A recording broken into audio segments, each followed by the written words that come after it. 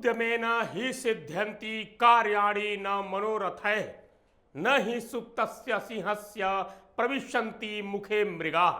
अर्थात कार्य की सफलता के लिए मेहनत करनी पड़ती है, सिर्फ चाह लेने से कोई काम नहीं हो जाता। ठीक उसी तरह जैसे किसी सोए हुए सिंह के मुख में कोई हिरण अपने आप नहीं आ जाता। पेट की भूख को मिटाने के लिए उसे भी शिकार करना पड़ता है, परिश्रम करना पड़ता है। ये श्लोक आज मैं महाराष्ट्र के अघाड़ी सरकार के लिए कह रहा हूं। नमस्तुभ्यम, आप देख रहे हैं कैपिटल टीवी। मैं हूं आपके साथ अरुण कुमार। हमारा खास कार्यक्रम थर्ड आई देख रहे हैं आप। महाराष्ट्र में जब से अघाड़ी सरकार बनी है तब से स्थिति बिल्कुल उल्टी सीधी नजर आ रही है। मंगल में शनिचर घुस गया है और शनिचर में कभी मंगल, कभी ईडी पीछे पड़ जा रही है, कभी सीबीआई सामने आ रही है। अघाड़ी सरकार को यह समझ नहीं आ रहा है कि वो आगे जाए या पीछे। आगे कुआं पीछे खाई नहीं, खाड़ी। यहां तक तो ठीक था, लेकिन अब तो हद हो गई।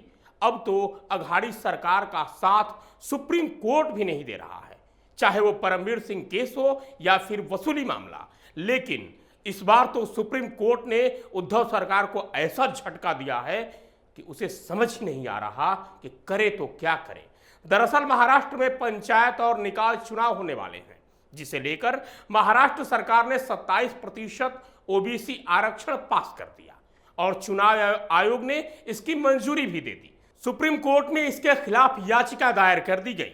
इस पर सुप्रीम कोर्ट ने अघाड़ी सरकार चुनाव आयोग को ऐसा डांटा कि अब हम क्या कहें। साथ ही उद्धव सरकार के दिए गए 27% ओबीसी आरक्षण को रद्द कर दिया। चुनाव आयोग से भी पूछा कि आपने इसे मंजूरी कैसे दे दी। सुप्रीम कोर्ट ने महाराष्ट्र पंचायत और स्थानीय निकाय के चुनाव को बिना ओबीसी आरक्षण के कराने का निर्देश दे दिया। कोर्ट ने राज्य के इन चुनाव में 27% ओबीसी आरक्षण तय करने से इनकार कर दिया। आखिर ये ओबीसी आरक्षण क्या है और आरक्षण नियमावली क्या है, इस पर भी एक नजर डालेंगे, इस पर भी बताऊंगा। लेकिन पहले पूरी खबर देखते हैं। सवाल यह है कि आखिर इस मसले पर सुप्रीम कोर्ट इस तरह क्यों भड़क गया, क्या कारण था। दरअसल महाराष्ट्र की 800 ग्राम पंचायतों, 5 नगर निगमों और 100 नगर परिषदों पर चुनाव होने वाले हैं। महाराष्ट्र सरकार ने चुनाव आयोग को एक रिपोर्ट दी थी और उसी आधार पर निकाय चुनाव में 27% आरक्षण को लागू करने का प्रस्ताव दिया था, जिस पर चुनाव आयोग ने मंजूरी दे दी। आपको यहां पहले यह बता दूं कि यह चुनाव आयोग केंद्रीय चुनाव आयोग नहीं है, ये महाराष्ट्र का चुनाव आयोग होता है जो पंचायत और निकाय चुनाव कराता है। अब महाराष्ट्र चुनाव आयोग ने तो निकाय चुनाव के लिए मंजूरी दे दी, लेकिन इसकी सत्यता को चैलेंज करते हुए सुप्रीम कोर्ट में याचिका दायर कर दी गई।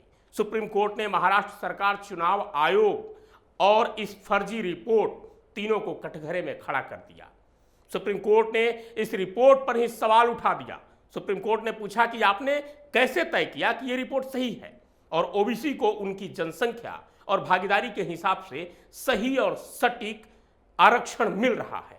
इस पर उद्धव सरकार ने कहा कि इस रिपोर्ट को सरकार ने तैयार कराया है।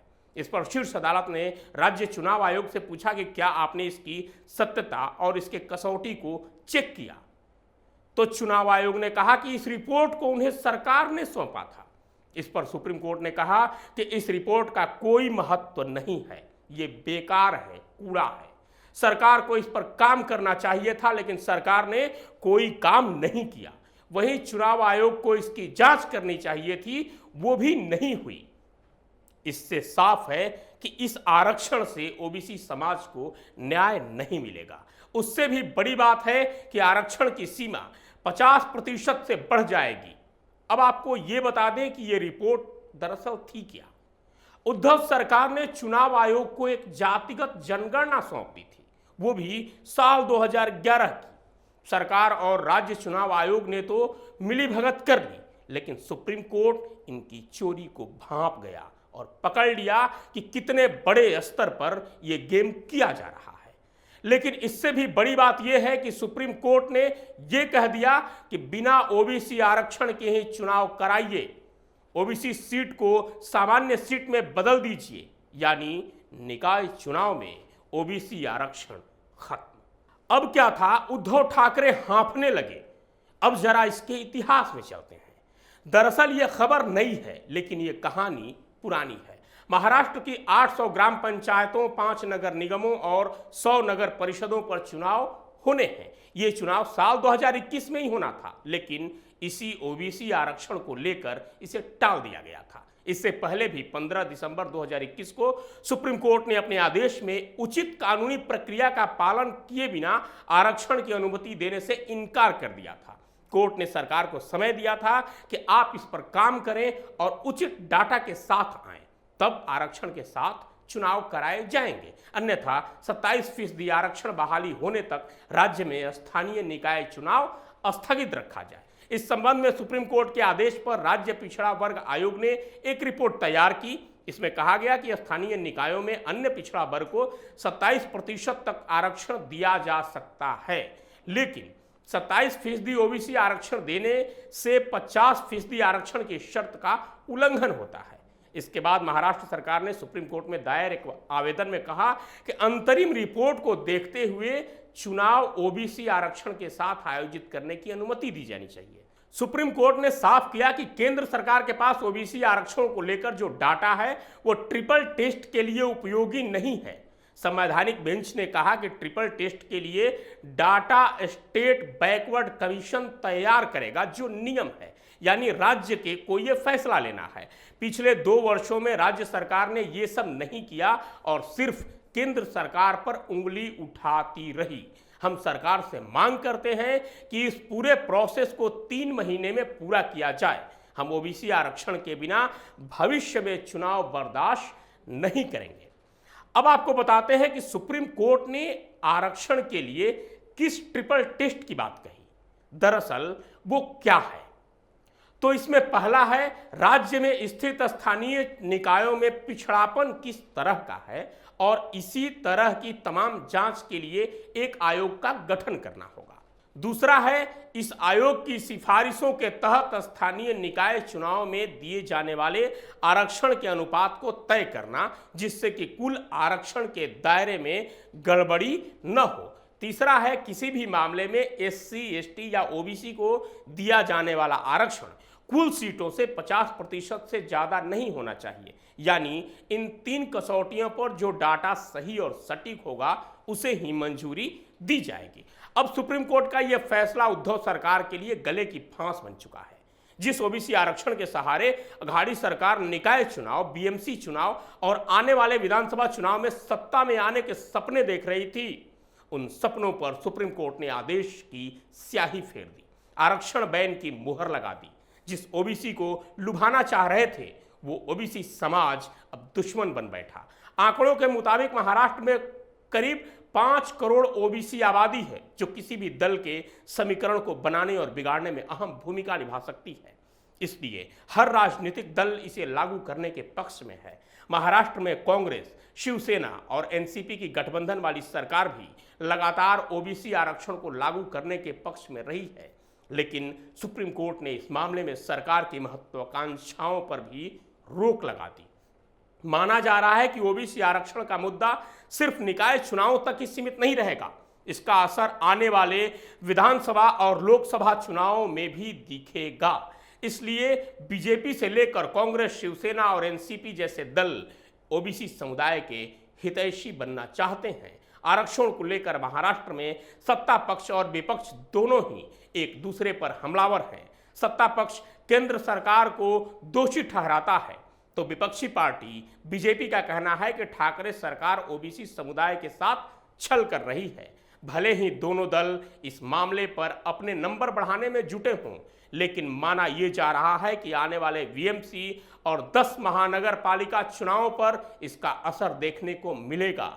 इसके लिए दोनों दल आने वाले निकाय चुनाव में ओबीसी उम्मीदवारों को उन सीटों पर उतार सकते हैं जिन पर आरक्षण का वादा किया गया था। यानी भले ही सुप्रीम कोर्ट ने 27% ओबीसी आरक्षण पर रोक लगा दी हो, लेकिन इसकी भरपाई सियासी दल ओबीसी उम्मीदवारों को उतार कर सकते हैं। अब बात करते हैं कि आरक्षण की नीति क्या है। दरअसल एससी एसटी आरक्षण संवैधानिक है, लेकिन ओबीसी और सवर्ण आरक्षण वैधानिक है। यानी राज्य के विवेक और फैसले पर निर्भर है कि किसे कितना आरक्षण दिया जाए, वो भी दें या नहीं दें। यही कारण है कि कई जातियां आंदोलन कर रही हैं कि उसे ओबीसी में शामिल किया जाए ताकि उसे आरक्षण का लाभ मिल सके। संविधान के अनुसार अनुसूचित जाति को 15% और अनुसूचित जनजाति को 7.5% आरक्षण मिलता है जो संवैधानिक है, जबकि ओबीसी के लिए 27% आरक्षण वैधानिक है जो मंडल कमीशन के बाद आया। कुल आरक्षण 49.5% है, जबकि बाकी 50.5% जनरल कैटेगरी के लिए रखा गया, लेकिन इसमें एससी, एसटी, ओबीसी की भी हिस्सेदारी होती है। अब राज्य सरकार इस आरक्षण की नीति को अपने वोट और चुनावी फायदे के लिए लाभ के हिसाब से इसका प्रयोग करते हैं। राज्य में शिक्षा और सरकारी नौकरियों में मराठा समुदाय को 16 और मुसलमानों को 5% अतिरिक्त आरक्षण दिया गया है। तमिलनाडु में सबसे अधिक 69% आरक्षण लागू किया गया है। इसके बाद महाराष्ट्र में 52 और मध्य प्रदेश में कुल 50% आरक्षण लागू है, जबकि सुप्रीम कोर्ट 50% आरक्षण से ज्यादा की अनुमति नहीं देता। अब हाल ही में केंद्र सरकार ने सवर्ण के लिए 10% आरक्षण की व्यवस्था की है जो इकोनॉमिकली कमजोर हैं उनके लिए, लेकिन यह फैसला भी राज्य को ही लेना होता है कि वो अपने विवेक पर इसका निर्णय करे। अब बात करते हैं कि आखिर महाराष्ट्र सरकार अगर इस आरक्षण नीति पर फेल हो जाती है तब क्या परिणाम होगा। बात साफ है, स्पष्ट है कि उद्धव सरकार आने वाले चुनाव में बुरी तरह से मुंह की खाएगी। कारण यह है कि ओबीसी एक बड़ा वोट बैंक है। ओबीसी समुदाय किसी भी चुनाव में फैसला करता है अपने वोटों से, और उसे ही अगर आप आरक्षण से दूर रखते हैं तो इसका खामियाजा आपको भुगतना पड़ेगा। आज के थर्ड आई में इतना ही। कल फिर मिलूंगा किसी नए विषय और शोध के साथ। तब तक के लिए विदा।